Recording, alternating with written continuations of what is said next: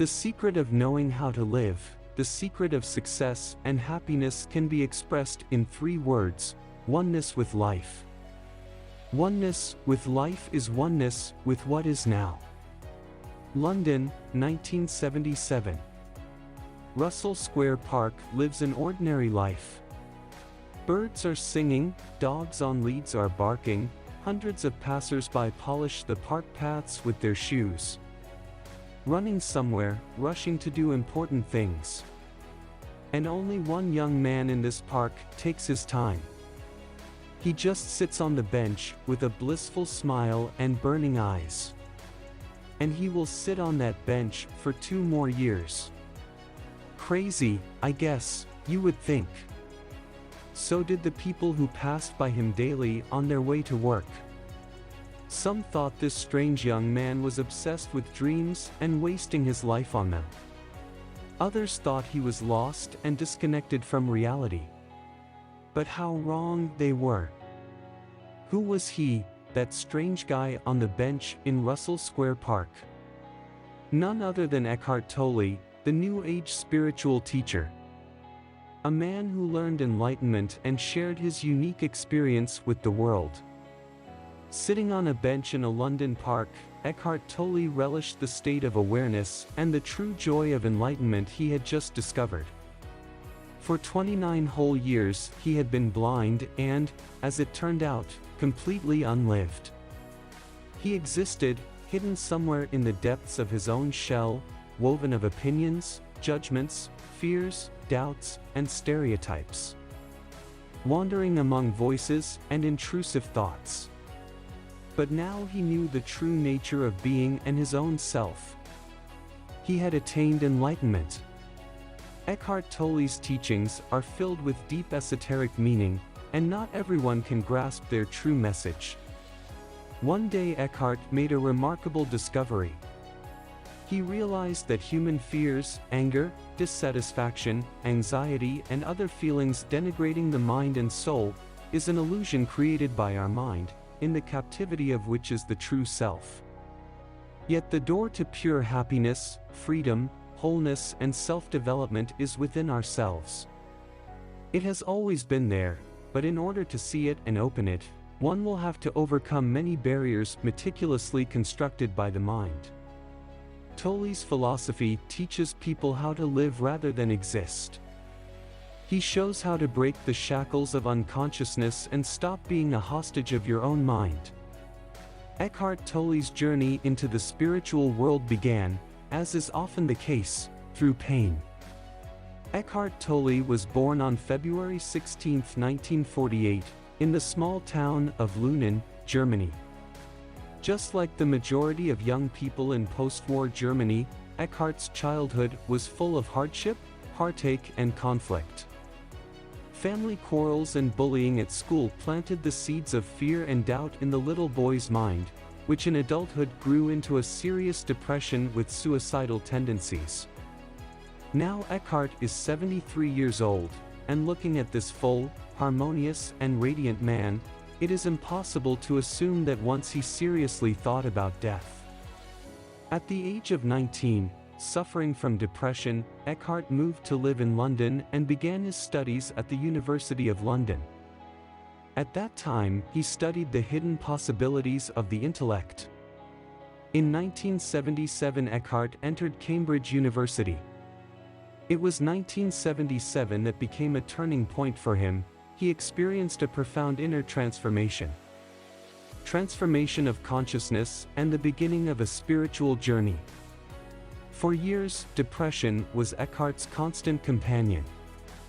Until my 30th birthday, I lived in a state of almost unremitting anxiety and worry, interspersed with periods of suicidal depression. And strangely enough, in this stress, irrepressible anxiety and fear, Eckhart suddenly recognized enlightenment for himself. It happened in the 30th year of his life.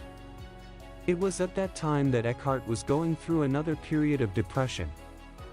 Early one morning, he awoke from an attack of fear.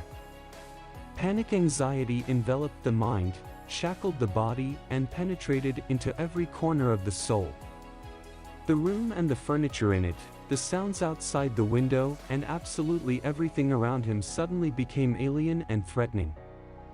He felt a savage disgust for himself.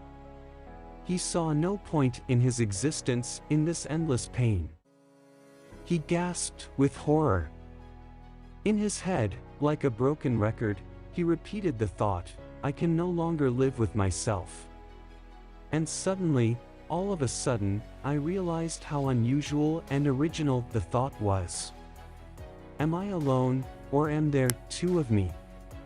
If I can't live with myself, then there must be two of me, and the one, myself, I can't live with anymore. What if only one of us is real? I thought. And then what is called enlightenment happened. The voices in my head went silent, my mind and body sank into a vacuum, and there was complete tranquility. That day Eckhart Tolle destroyed the false representations of his mind, fears, judgments, pain, experiences, etc. He got rid of the false self, his ego, which had displaced Eckhart's true self. Most importantly, he learned the power of the now moment. For the next 5 years Eckhart enjoyed a previously unknown sense of joy and freedom. 2 of which he spent in the park on a bench in perfect harmony and bliss. Eckhart Tolle would soon describe his experience of enlightenment in The Power of the Present, which would make him famous, quote, "Don't look for happiness. If you look for it, you'll never find it, because looking for happiness is the opposite of it." Manifestation of awareness. What do Tolle's teachings say? Understand that the present moment is all you have. Millions of people live constantly in a state of anxiety, resistance, fear and suffering. It's already become the norm of life. So most of the time we are not even aware of this pain, because it has become part of who we are. If you listen to your own condition, you may notice that something is constantly bothering you. Perhaps an upcoming meeting, the need to pay back a debt, a trip to the doctor. 24/7 you are in a mode of waiting for trouble and worrying about it endlessly. Everything in life isn't going the way you'd like it to. You want to be somewhere else all the time. And often the mind, reacting to these stimuli, lets go of the chain of anger, destructive energy that takes away your strength, turning life into a painful confrontation with reality. Conversely, you may run away from reality and its problems by reflecting on the past or making plans for the future. We have become hostages of the mind, which either plunges us into pressing problems or sends us on a journey to the margins of memory. Running in circles, first we savor the pain the mind draws, then we go over the past with its grievances and scenarios in which things could have turned out differently, and then we plan for a future where there will be joy and happiness. But, as the song sings, there is only a moment between the past and the future, and that is what is called life. People don't live, Tolle believes, they struggle with illusions, confront circumstances, judge and are constantly somewhere beyond the present. The key ideas of Tolle's teachings. A rejection of value judgments, that is, accepting life and the world around one as it is without adding anything to it. Transition from a constant thought process to a conscious perception of life, and life is a now moment. Man is inextricably connected to the world and all that is in it. He both creates and fills space. Happy is the person who is consciously in the now moment. When mind is the enemy of enlightenment. The mind is the greatest obstacle to enlightenment, Tolle says. It generates a myriad of thoughts, in the flow of which it is impossible to experience the present moment, to understand who you really are. So you have to accept the fact that the mind and you are not identical. The mind is a means to an end. When misused, it becomes a destructive force. The mind triggers thought streams, projects subconscious fears and pains into the real world, and makes you feel bad about yourself. You don't use the mind, it uses you. Likewise, the ego has nothing to do with your true self. The ego is a false identity created by the mind based on its experiences. The ego feeds on resentments and pain from the past, and it also projects society's expectations and judgments onto you. Simply put, the ego is a labeled pseudo-self. Time is an illusion. In the present there is only the now moment. There is no time in it. Time draws your mind, trying to frame your true self. Time is not precious at all because it is an illusion. What you perceive as precious is not time, but one single point that is outside of time, the present moment. That is what is really precious. The more you concentrate on time, on the past and the future, the more you miss the present moment, which is the most precious thing there is. Time and the mind function together to create a distorted dimension of reality. So you are forced to live your life through the prism of memories and expectations. On a personal note, I would like to add another practice that helps me fill up with positive thoughts and make my mornings good. Even if it's raining outside and you have an annual report and a fierce boss waiting for you at work, this morning practice works wonders.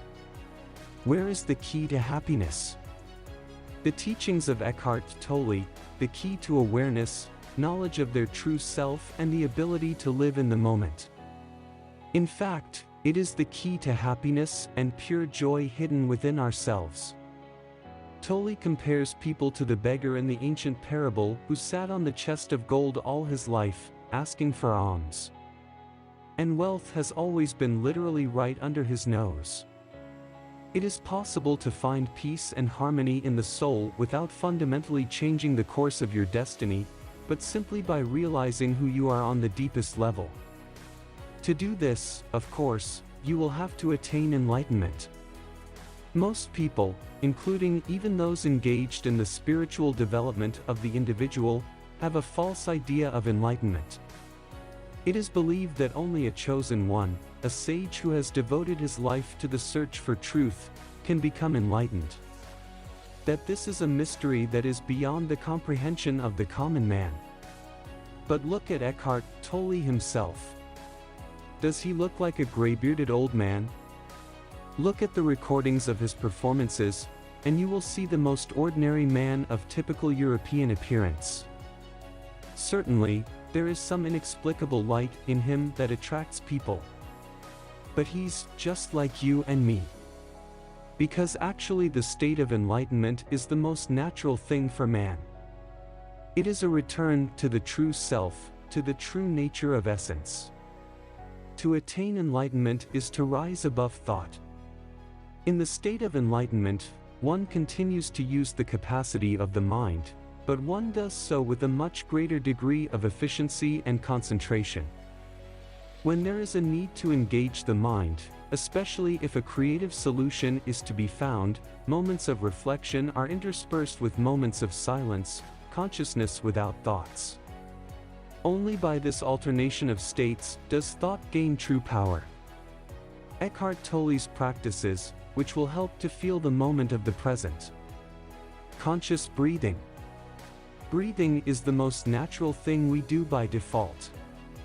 Awareness of the breath pushes you into the present moment. It is the key to inner transformation. By being aware of the breath, you are absolutely present in the moment. You just have to breathe. But it's important to observe how your breathing is happening. Feel how the air fills your lungs, how it flows in and out. Observe how your body reacts to the inhalation and exhalation. How your chest rises and falls, how your pulse beats. By tracking your breathing cycle, you will begin to create a free space where hundreds of intrusive thoughts have been hovering. At first you will be distracted by thoughts. These are attempts of the mind to shield you from the present moment. But soon you will notice the silence. You'll realize that it's simply impossible to be aware of your own breathing and think about something else at the same time. Awareness of the breath stops the work of the mind and brings you closer to the now moment. Enter the now, or intense presence. The purpose of this practice is to break the old pattern of denying the present. The mind and ego keep trying to impose on you the judgment that the future is much better or worse than the present. In the first case, you begin to harbor illusions about the coming changes. In the second, you worry in vain about possible problems. Your task is to realize that there is no past and no future. There is only now. Stop thinking about the past and the future. Try to fence yourself off from the concept of time. Do self-observation. Trace thoughts, emotions, body reactions. Be present as an outside observer. Notice how different thoughts provoke different reactions in the body. Feel these reactions. Don't judge them, don't evaluate them, just observe. Soon you will experience the stillness, the silent presence of the moment. When you observe the mind from the outside, you are freed from its control. This practice is especially helpful when a situation is negative, when emotions from the past, shame, anger, resentment, come back at you, when things don't go well. The next step in human evolution is transcendence of thought, going beyond thought. This is our urgent task. And this does not mean the end of thinking as such, but the end of the obsession with thought, the end of its complete power over us. I recommend that you, too, touch the knowledge and practices of a spiritual teacher. And the first thing I advise you to do right now is to find and read Eckhart Tolle's book The Power of the Moment Now.